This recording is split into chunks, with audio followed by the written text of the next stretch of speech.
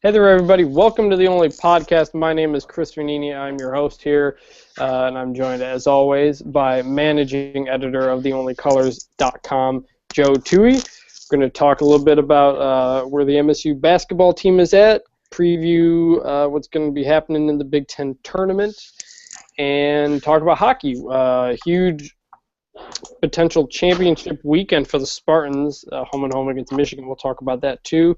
But before we get going, Joe, how are you doing right now? Doing pretty well. Just got a little bit of a nap in after falling asleep during the Rutgers-Minnesota game just now, so I'm feeling well rested. It was pretty riveting. If you didn't follow it, Minnesota beats Rutgers. It'll be MSU versus the winner of Minnesota versus Ohio State, which happens on Thursday night. But before we move into that, I wanted to let everybody know, first off, thanks for listening, and subscribe to the podcast on iTunes or RSS if you can. It's a pretty easy way to get it. We generally do this once a week, talk about MSU sports. If you got any feedback on how we're doing, let us know. But also let you know we're going to do a special live post-game show after MSU's game Friday night against either Minnesota or Ohio State. What we're going to do is these are recorded on Google Hangouts, which are also can be used as a live YouTube video. So what we'll do is we will set up a post as the reaction thread after the game, whatever happens, and then maybe 5, 10, 15 minutes after the game ends, we will start up our live show, and you guys can participate through the comment section, the great comment section SB Nation and TOC uses. Can just react to the game. You can give questions you want us to talk about. You can react to stuff we say, if we're stupid, if we're smart, whatever. Kind of a little bit more interactive. Going to try this out. I think it could be pretty fun. I know the reaction threads are a lot of venting, positive or negative, so I figured this is a good way to kind of make it a little bit more interactive. So hopefully you will join us Friday.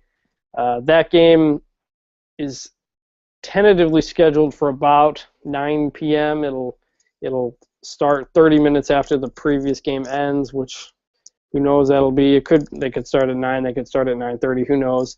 But then we'll do our show after that. But before we get into the Big Ten tournament, wanted to last time we got together here, it was after the senior night win over Purdue, and since then the Spartans did go to Indiana, pull out a 74-72 victory.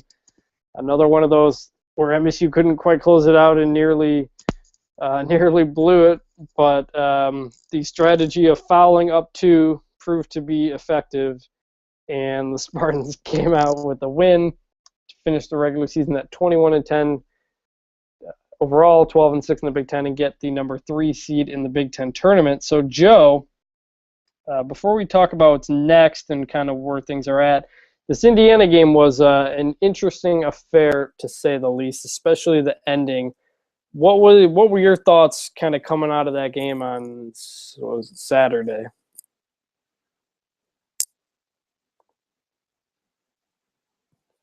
Joe, are you there?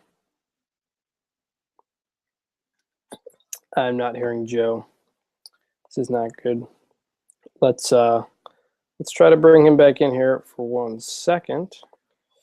This is hopefully we don't have to deal with this during the live show, but for now I'll just kind of try to get Joe back here into this. Well, first, my thoughts on the game. I thought MSU looked really good, quite frankly, and a really tough place to play against a team that was playing for its perhaps its NCAA tournament live, perhaps its coach's job, and the Spartans from the very beginning kind of had control in that game. They were making good plays. Indiana was hitting some tough shots.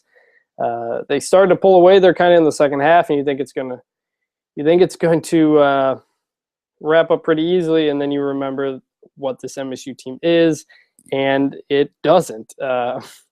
They start missing free throws. Indiana starts getting back into the game.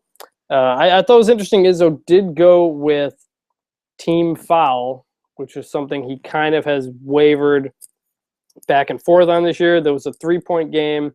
They decided to foul late, up by 3. And it almost worked too well in that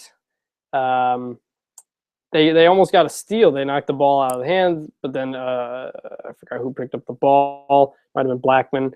And then MSU fouled. And Blackman tried to make it look like he was shooting a 3, in which case he would have gotten 2 shots. That clearly wasn't. I didn't think it was a shooting foul. I was surprised that they actually did call it correctly. Normally they don't in a situation like that, but they called it correctly.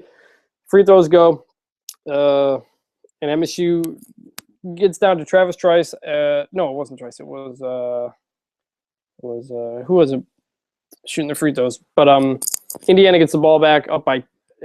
MSU makes a free throw to take a 2-point lead. One more free throw makes it a 3-point lead. They missed the second free throw, up by 2 with I think it was less than 10 seconds left, and Denzel Valentine fouls Yogi Ferrell up by 2 to put him at the line, an 85% free throw shooter. Izzo, his hands go to his head. He can't believe it. You think MSU is going to blow this game again because of poor execution down the stretch and poor free throw shooting, and yet Ferrell misses the second one, and then it looks like MSU is going to get out of there with a win because there's only 2 seconds about left when he misses it. Marvin Clark goes to the line up by 1. And misses the first free throw. Then they want him to miss the second free throw. Of course, he makes it. Izzo, I don't know if you saw it on the sideline, he collapses in disbelief. It gives Indiana a shot to tie it, and they get, I think, about a half-court look that falls up short. So the Spartans pull out the win. It was ugly. It shouldn't have been as close as it was. See where Joe's at here.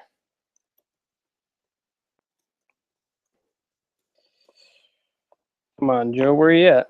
We had this problem a little bit ago, but we were actually able to restart the podcast. I'd rather not restart this podcast because I've done a lot of talking here. And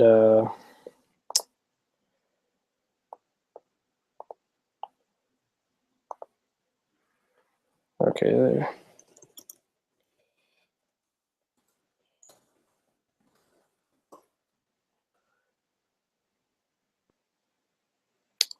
Joe, where are you at?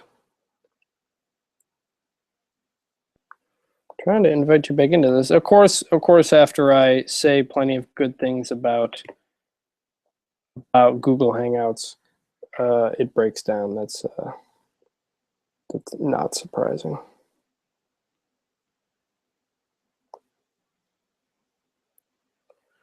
Sorry, folks. Hopefully this should only take another second.